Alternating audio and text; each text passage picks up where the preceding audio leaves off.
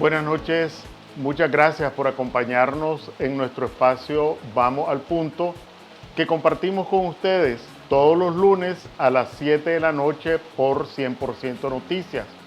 Hoy vamos a hablar del escenario internacional que contextualiza la lucha de los nicaragüenses por restablecer la democracia, de la comunidad internacional también.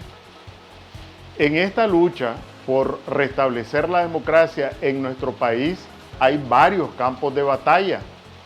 Uno de esos campos de batalla, y así lo debemos tomar, es el del escenario internacional. Es campo de batalla para la dictadura y es campo de batalla para nosotros.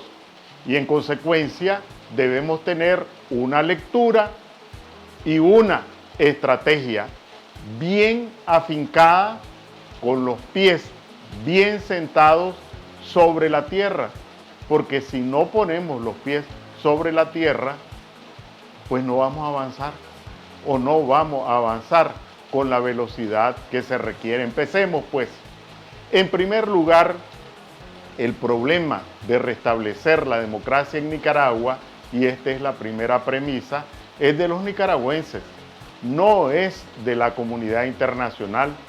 La comunidad internacional puede y debe desempeñar un papel complementario importante, importantísimo, pero no puede sustituir la responsabilidad que nos corresponde a los nicaragüenses.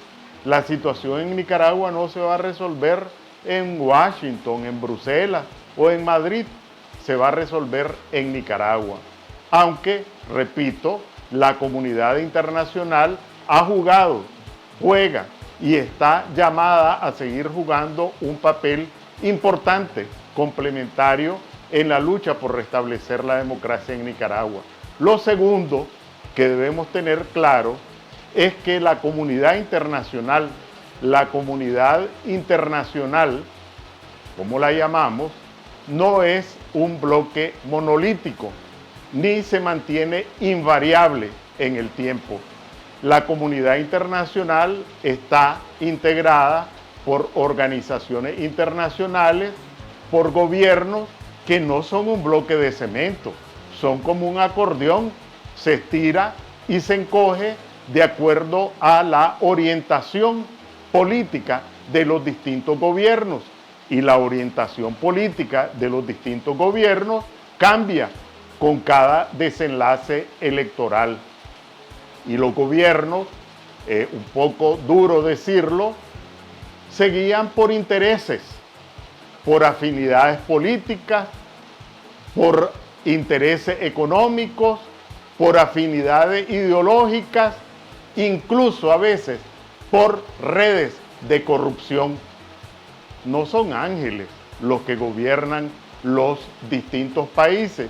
Y aunque no fueran corruptos, de todas maneras, los procesos electorales, pues cuando hay democracia, como en la mayoría de los países de América Latina, pues los gobiernos cambian en las personas y en su orientación política, también en sus intereses. Dicho lo anterior, ¿cuáles son las principales características del escenario internacional y de los actores internacionales que configuran el entorno que influye en el proceso político nicaragüense? En primer lugar tenemos Centroamérica. Hay mucho que decir sobre Centroamérica y mucho que hacer, y es poco lo que decimos y todavía menos lo que hacemos. ¿Qué tenemos en Centroamérica? En primer lugar, una red de intereses, unos legítimos y otros no tan cristalinos, no tan transparentes. Primero, para que tengamos una idea, después de Estados Unidos, el segundo socio comercial de Nicaragua, ¿saben qué país es? El Salvador. No es la Unión Europea, no es Canadá, es El Salvador el segundo socio comercial de Nicaragua. Otro dato, las exportaciones, es decir, las ventas de Guatemala hacia Nicaragua son mayores de las exportaciones, de las ventas de todos los países europeos juntos hacia Nicaragua. Es decir, los intereses económicos que cruzan a los países centroamericanos son intensos y muy relevantes. ¿Cuántas empresas? ¿Quiénes son los empresarios? ¿De qué tamaño son? Los que exportan y los que compran a Nicaragua. En el caso de El Salvador, no todos son intereses espurios o malignos. Una buena parte de estos intereses empresariales son intereses legítimos y tenemos que contar con ellos. Exportadores y productores de frijoles, exportadores y productores de queso, etc. Otro tanto ocurre en Guatemala. Pero además de los vínculos económicos, también tenemos un progresivo deterioro de la institucionalidad democrática en Centroamérica. Y debemos estar al tanto y atentos a lo que ocurre. El desenlace que ocurra en Guatemala con el proceso electoral, por ejemplo, va a tener repercusiones en el resto de Centroamérica y también en Nicaragua. El segundo plano de análisis es América Latina. Aquí es una realidad que buena parte de los gobiernos latinoamericanos son gobiernos de izquierda y hay que hablarles en su lenguaje, en su código.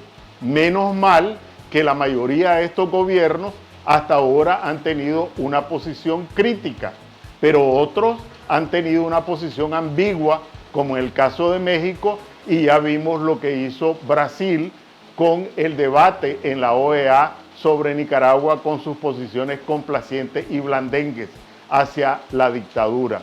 Entonces, tenemos que trabajar porque estos gobiernos cambian de signo, cambian de intereses y no podemos pensar que todos se mantienen invariables de una vez y para siempre. En tercer lugar, tenemos las organizaciones internacionales, las organizaciones de derechos humanos, el Consejo de Derechos Humanos, la OEA. Yo sé que por impaciencia o por otras razones, una parte de los nicaragüenses critican y tienen la opinión de que una declaración más, ¿para qué sirve una declaración más? ¿Para qué sirve esa declaración de la OEA? Pues fíjense que sirven. Van estableciendo, como decimos en Nicaragua, la camita para otro tipo de acciones, ya sean sanciones, y miren lo que les estoy diciendo ahorita. Este informe de los expertos de Naciones Unidas, del Consejo de Naciones Unidas para Derechos Humanos, que responsabilizó a Ortega y a Rosario Murillo de manera directa por delitos de lesa humanidad, no se va a terminar así. Le ampliaron el mandato, le ampliaron el plazo y la ruta hacia donde dirige es hacia la Corte Penal Internacional. ¿Que va a ser ahora en la noche? ¿Que va a ser mañana? No, no va a ser, pero la ruta se está pavimentando. Entonces no podemos subestimar ni descalificar ni las declaraciones de las organizaciones de derechos humanos, ni las de la OEA, ni las del Parlamento Europeo o de otras organizaciones. Pero también están las acciones concretas. Y aquí voy a resaltar tres. Primero, la decisión del gobierno de España. Esa fue una bofetada, o más bien un gancho al hígado de la dictadura. Pensaba que al desnacionalizar a más de 300 nicaragüenses daba un golpe letal a la oposición. Se equivocó de punta a punta. Primero, por la respuesta del gobierno de España de honrar su palabra de otorgar nacionalidad española a quienes lo solicitaran. Y después, la actitud de estos nicaragüenses despojados de nacionalidad, de sus bienes, de sus cuentas bancarias, de sus pensiones, declarados prófugos de la justicia, que más bien han redoblado su ánimo de lucha. Después tenemos el paso concreto que significa esa iniciativa de ley bipartidista en el Congreso norteamericano para atender necesidades vitales de los nicaragüenses que fueron excarcelados, expatriados y despojados de su nacionalidad. Estos son pasos concretos que no podemos subestimar, y vuelvo a algo que mencioné: el trabajo que desarrollan los expertos del Consejo de Naciones Unidas para Derechos Humanos. Ahorita tal vez no le vemos las casitas al pueblo, pero ese trabajo realmente está pavimentando el camino para hacer justicia por la vía de la Corte Penal Internacional. Miren cuándo se lo estoy diciendo. Por otro lado está Ortega.